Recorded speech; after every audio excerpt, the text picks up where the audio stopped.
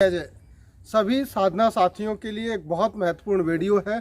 आज हम मौन साधना को संविधान साधना सहित कैसे करें। मौन साधना आप सब लोग करते होंगे, लेकिन बहुत सारे लोग जो हमसे दूर हैं वो इस वीडियो के माध्यम से सीख सकते हैं कि वो मौन साधना को संविधान संघ ध्वनि दंड प्रणाम आज्ञा कार्यक्रम सहित कैसे कर सकते हैं। तो इस वीडियो में हम प्रार्थना प्रधान को क्या क्या चीज़ें करनी चाहिए वो सारी चीज़ें बताने वाले हैं।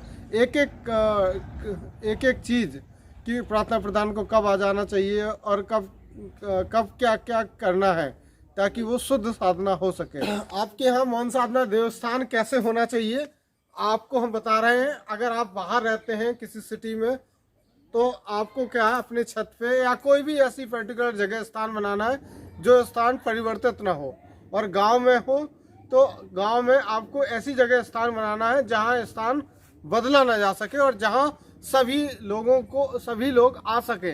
तो स्थान पर आप आएंगे, ये हमारा बंधौली का देवस्थान है। पंक्ति बना देनी है ताकि सभी साथी पंक्तिबद्ध खड़े हो सकें।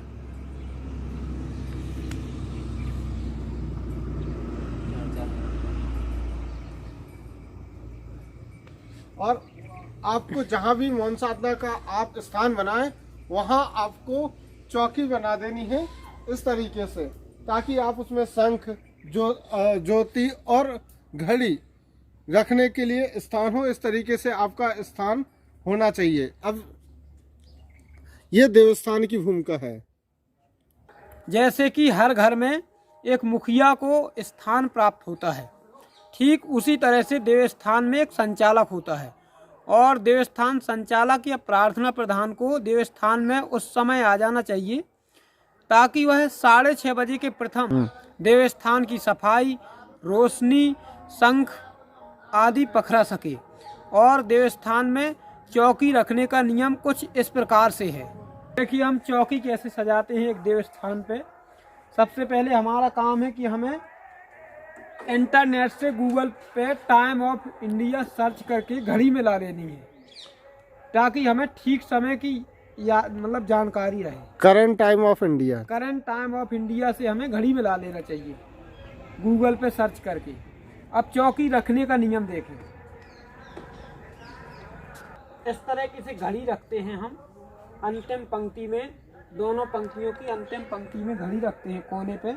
इसके बाद शंख रखते हैं। शंख रखने का नियम कुछ इस प्रकार से है कि हमें ये बाएं तरफ जो है 2 शंख रखने हैं पहली पंक्ति में। हम इस तरीके से शंख रखते हैं कि ये चौकी की पहली पंक्ति है। पहली पंक्ति की इस तरीके की, इसकी भी पहली पंक्ति में पूरब दिशा की तरफ मुंह करके शंख रखते हैं। इसके बाद 2 शंख हम और लेते हैं। एक देवस्थान में 8 शंख होते हैं, तो हम इस तरीके से 2 शंख इस तरह से दूसरी पंक्ति में रखते हैं दक्षिण दिशा की तरफ मुँह करके। ये देखिए दक्षिण दिशा की मुँह करके 2 शंख लेते हैं दक्षिण दिशा की तरफ मुँह करके और बीच वाली पंक्ति में रखते हैं। इस तरह से गिनेंगे तो दूसरी पंक्ति में, और फिर हम 2 शंख और लेते हैं तो 2 शंख इस पूरब दिशा की तरफ मुँह करके ये दोनों शंख रखते हैं। 6 शंख हो गए और 2 शंख और रहते हैं हमारे। तो इस तरफ से गिनेंगे तो दूसरी पंक्ति में इस तरह से ये शंख रखा जाएगा दक्षिण दिशा तरफ मुँह करके। इस तरह से ये रखा जाएगा। इस रखने के लिए स्टैंड यहाँ रख लेते हैं और ये अगरबत्ती लगा देते हैं इस प्रकार से।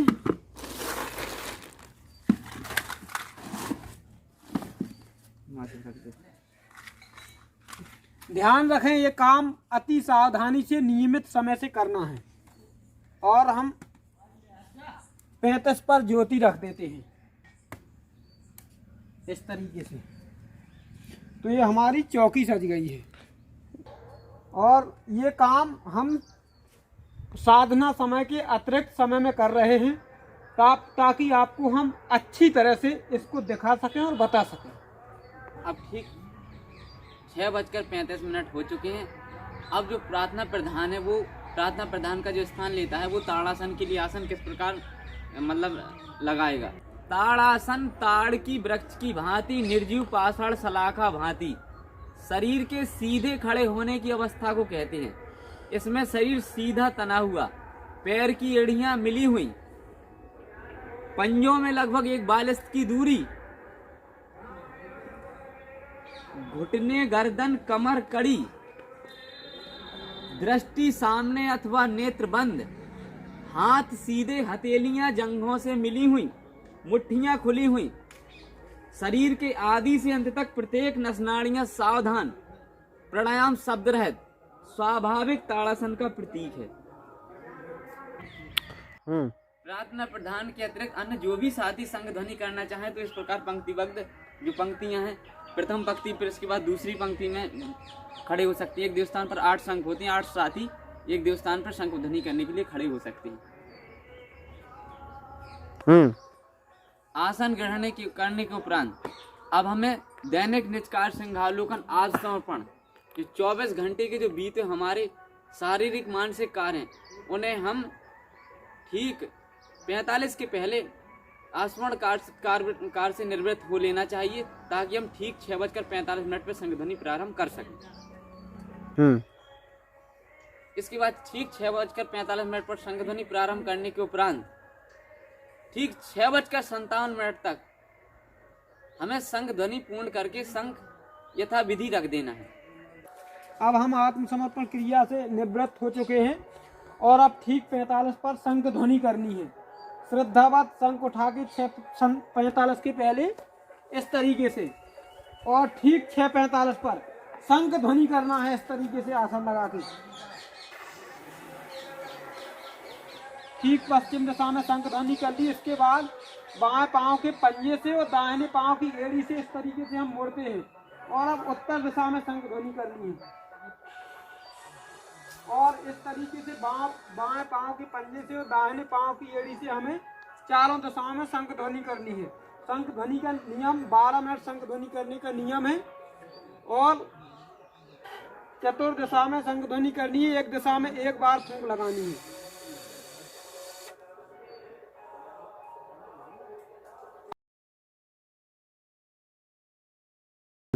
हम लोग शंख इसलिए नहीं बजा रहा है कि ये साधना समय के अतिरिक्त का वीडियो है, और हम ठीक 57 पर शंख ध्वनि रोक देते हैं, और चौकी पर जिन शंखों के मुँह पूरब दिशा की तरफ थे उनके मुँह पश्चिम दिशा की तरफ कर देते हैं। अब 6:45 से 6:57 तक 12 मिनट शंख ध्वनि हो चुकी है, और अब आगे का नियम देखें। अब 6:57 के बाद हम 6:57 से 6:58 तक अर्थात 1.5 मिनट चिंतन दर्शन के रूप में चिंतन दर्शन करते हैं। 1.5 मिनट 24 घंटे के कार्यों में जो भी अच्छा बुरा किया है उसका निरीक्षण करते हैं। इसके बाद सब हम 58:30 से 7 बजे तक करबद्ध प्रणाम के रूप में चिंतन करते हैं। निज उज्ज्वल भविष्य के लिए हमें क्या करना चाहिए इसका चिंतन करते हैं 7 बजे तक। दंड प्रणाम के लिए ठीक 7 बजे किस प्रकार गिरना है? करबद्ध प्रणाम रेचक प्राणायाम पर पूर्ण कर कुंभक से शरीर उखड़े हुए वृक्ष के प्रकार से प्रभु चरणों की ओर लाना। संग ही हथेलियां वक्षस्थल से दोनों जंघों पर लाते ही दाहिना पांव 2 हाथ आगे सामने की ओर पंजा किए हुए रखना। इसी पैर के जंघा पर वक्षस्थल टेक कर दाहिना हाथ पैर के पंजे के बगल से मिला हुआ, पंजे की उंगलियों के पास से आगे को उंगलियां किए हुए जमाना। पश्चात इसी प्रकार इसी के समानांतर बायां हाथ बाएं जंघे से उठाकर वक्षस्थल समान दूरी से रखकर दाहिना पांव पूर्वत स्थान में लाकर हाथों की हथेलियों पैर के पंजों पर शरीर काष्ठवत रखकर कुंभक प्राणायाम से पूरक में 4 सेकंड 8 मंत्र सहित करके मस्तक को इसी आसन द्वारा कुंभक से 2 सेकंड 4 मंत्र संख्या सहित प्रभु चरणों की ओर लाना। फिर प्रभु चरण रज धारण पर 2 सेकंड 4 मंत्र सहित रोककर और 2 सेकंड 4 मंत्र सहित ऊपर लाना और 4 सेकंड 8 मंत्र सहित रेचक कर एक प्रणाम 14 सेकंड 28 मंत्र प्राणायाम, एक पूरक 1.5 कुंभक, एक रेचक द्वारा एक शुद्ध दंडवत प्रणाम पूर्ण कर पुनः पूरक से दूसरा। पूरक यानी पूरक माने होता है श्वास खींचना, कुंभक माने होता है श्वास को रोकना, रेचक में होता है श्वास निकालना। पूरक में 4 सेकंड में 8 मंत्र कहना है, कुंभक में 6 सेकंड 12 मंत्र और 4 सेकंड 8 मंत्र सहित रेचक करना है। एक शुद्ध दंडवत प्रणाम पूर्ण होता है। इनकी संख्या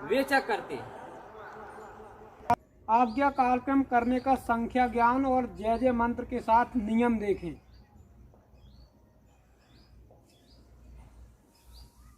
जय जय जय जय जय जय जय जय जय जय जय एक, जय जय जय जय जय जय जय जय जय जय जय जय जय जय जय दो, जय जय जय जय।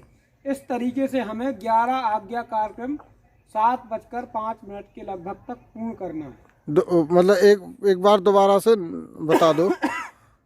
मतलब एक बार बता दो यहाँ कितने मंत्र कहने हैं, फिर इधर कितने कहने हैं।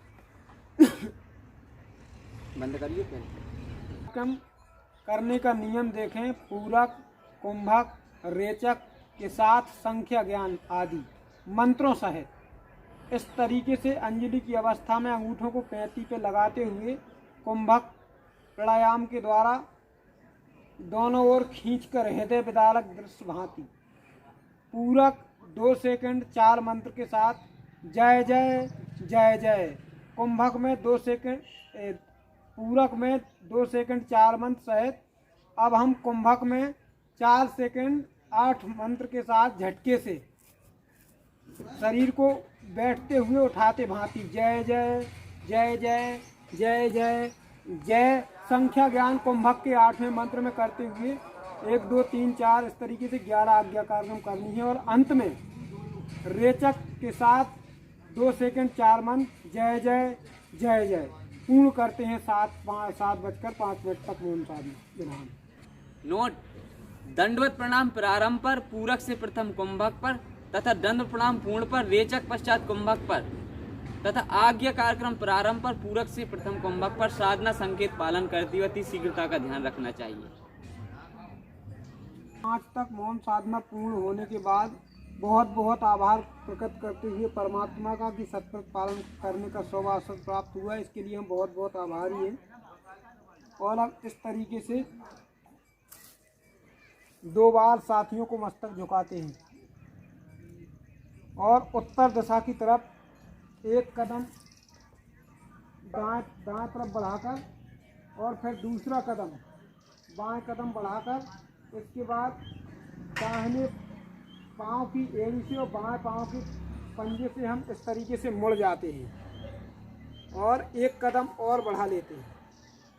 इस तरीके से सत्य ज्योति दर्शन करने हैं हमें। 8 सेकंड में 16 मंत्र जय जय।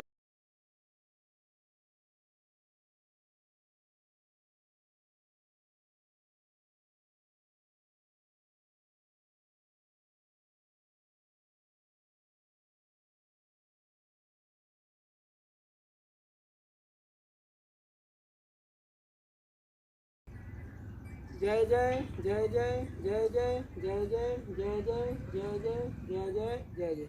इस तरीके से विदाई के लिए चले जाना है।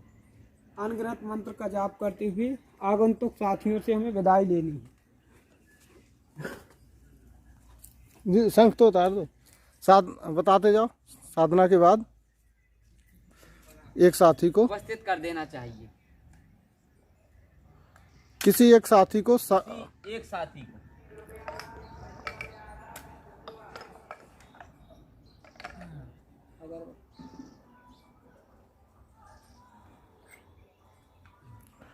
अब विदाई कैसे लेनी है?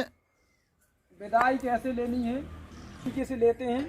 दाहिने हाथ से श्रद्धावत 2 बार चरणों में रजमस्तक डालते हुए जय जय जय जय जाएंगे जी। और सब कुशल हैं। आपकी कृपा है, ईश्वर की कृपा है, आप आनंद है, आपकी कृपा है, ईश्वर की कृपा है। जय जय। जय इस तरीके से सभी साथियों से इस तरीके से विदाई लेनी है कुशल क्षेम पूछते हुए और साधना विधान का समय पूर्ण होता है। जय जय।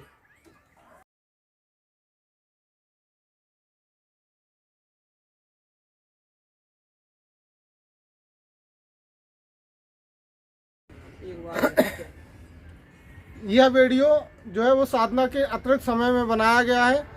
हम लोगों ने पूरी ईमानदारी के साथ सब कुछ करने का प्रयास किया अगर उसमें कोई गलती आपको समझ में आती है तो वो हमसे करने में भूल हो गई है।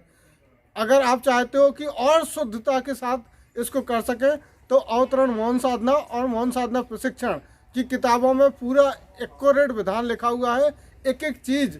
तो आपसे हम विनम्र प्रार्थना करते हैं कि जो आप देख पा रहे हैं, हो सकता है कि वो हम लोगों ने जैसा किया पूर्णतः वैसा ना हो पाया हो, लेकिन पूरी ईमानदारी के साथ करने का प्रयास किया है। फिर भी अधिक शुद्धता के लिए आप मौन साधना विधान और मौन साधना साहित्य देखें। और एक बात और विशेष ध्यान रखें, हम लोगों ने साधना के अतिरिक्त समय में किया है, बताते हुए किया है, इसीलिए आपको सब कुछ दिखाने के लिए उजेले में ये कार्यक्रम रखा गया है। तो ये ना सोचें कि मौन साधना के समय उजेला रहता है। और कोई भी और विशेष जानकारी चाहते हैं तो आप इस नंबर पर हमसे संपर्क कर सकते हैं। जय जय।